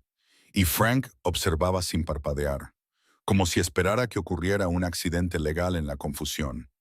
Owen lo vio al mismo tiempo, y ese fue el momento en que su conciencia se liberó del miedo. Se lanzó hacia adelante, sin golpear a nadie, sin sacar su arma, solo usando su propia autoridad para bloquear la trampa. «Alto. Eso no es el procedimiento. Yo la meteré en el coche». La voz de Owen sonó dura como el metal, y cuando Frank le espetó que se estaba extralimitando, Owen no retrocedió. Abrió otra puerta de coche, comprobó el cinturón, se plantó entre Brooke y el asiento trasero que esperaba para tragársela. Otro ayudante se movió para apartar a Owen, pero Owen habló lo suficientemente alto para que las cámaras lo captaran. «Si resulta herida durante este arresto, lo documentaré e informaré directamente al condado». No fue heroísmo. Fue el coraje de alguien que finalmente elige las palabras en un papel por encima del miedo. Metieron a Brooke en un coche más seguro, las esposas todavía mordiéndole las muñecas. Las lágrimas brotaban de dolor y gratitud a la vez. Pero Frank ya había logrado su primer objetivo: convertir a Brooke en una sospechosa arrestada justo en el punto de encuentro. O convertir la narrativa en una madre imprudente vinculada a una banda.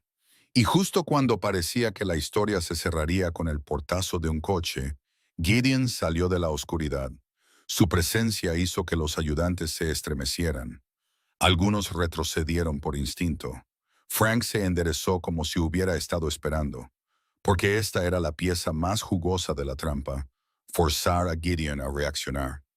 Gideon miró a Brooke dentro del coche. Sus ojos, como una disculpa, no habló. Luego miró a Frank. Y todo el patio se quedó en silencio por un pesado instante. Si Gideon golpeaba, aunque fuera una vez, Frank tendría motivos para llamarlo agresión a la autoridad. Brooke sería marcada como cómplice, y Eli sería retenido hasta que fuera mayor. Gideon entendió eso más claramente que nadie, y eligió algo que nadie en su mundo creería. Dio un paso adelante y levantó ambas manos frente a él como si se ofreciera a ser atado. Su voz fría pero clara: «Arrésteme». Frank se quedó helado por un instante. Luego una sonrisa brilló como una cuchilla. Ordenó que esposaran a Gideon en el acto. La luz roja y azul barrió el rostro de Gideon y profundizó cada moretón. Y en el momento en que el metal se cerró alrededor de sus muñecas, Brooke vio un verdadero sacrificio. No una promesa, sino un hombre arrojándose a las esposas para convertirse en el cebo. Gideon giró la cabeza hacia Owen y dijo solo una frase, suficiente para que Owen entendiera lo que tenía que hacer. «Trae a los federales aquí, ahora». El Owen tragó saliva. Su mano se apretó alrededor de su radio. Y esta vez no le pidió permiso a Frank. Fue directamente a un canal externo, usando las palabras clave que sabía que activarían a gente más importante que Frank. «Pruebas alteradas. Indicios de arresto preparado». Sospechoso vinculado a la violencia organizada. Riesgo de obstrucción. Frank pensó que había ganado, pero no se dio cuenta de que una nueva trampa acababa de cerrarse a su alrededor. Porque cuando Gideon aceptó el arresto, estaba llevando la luz a un lugar que la oscuridad quería sellado, forzando a Caleb y a Frank a salir de las sombras para mantener vivo su guión. Y con el sonido de los motores de las patrullas arrancando, con el tintineo de las esposas. Brooke levantó los ojos al cielo negro y susurró el nombre de su hijo, porque entendió que la lucha había llegado al punto de no retorno. Y a partir de aquí, la verdad tendría que ser dicha en voz alta o todo se hundiría junto. La mañana en que Gideon fue esposado en el patio de carga, no terminó con el portazo de un coche patrulla. Comenzó con la puerta del tribunal abriéndose unos días después, cuando Paige Lawson llevó la micro SD y el adaptador USB a la oficina del fiscal federal, con las manos aún vendadas por la emboscada. Los datos ya no eran archivos extraños en la pantalla de un motel. Estaban impresos, respaldados y examinados por personas que no eran de Pine Hollow y no le debían nada al Sheriff Frank. Puesto en el archivo de audio, la voz de Caleb Sutter se oía claramente, fría y uniforme, junto con su hábito de contar lentamente, 1, 2, 3, antes de dar una orden. Un ritual que ponía la piel de gallina a los oyentes porque convertía la violencia en un juego con ritmo. Los registros de los contenedores aparecieron con marcas de tiempo, rutas, códigos de carga. Y entre ellos había pruebas de cuentas internas que mostraban que las cámaras de tráfico fueron borradas durante el intervalo exacto en el borde del bosque. La orden de edición estaba vinculada a la cuenta de alto nivel de Frank. Cuando se firmaron las órdenes de registro, el almacén que había sido sellado anteriormente se convirtió en la bisagra que conectaba a Gideon con el gobierno federal de una manera diferente. No como un hombre que huye de la ley, sino como un hombre que proporciona la palanca necesaria para abrir una red de corrupción local. En el tribunal de familia, Brooke entró ya no como la madre temblorosa arrastrada lejos de su hijo en el ayuntamiento. Entró con un archivo más grueso, con un abogado proporcionado a través de la protección de testigos, y con una verdad por la que había pagado con lágrimas. Ante el juez, Brooke lo contó todo. Desde la mañana en que Eli recogió piñas, hasta el olor a gasolina en el borde del bosque.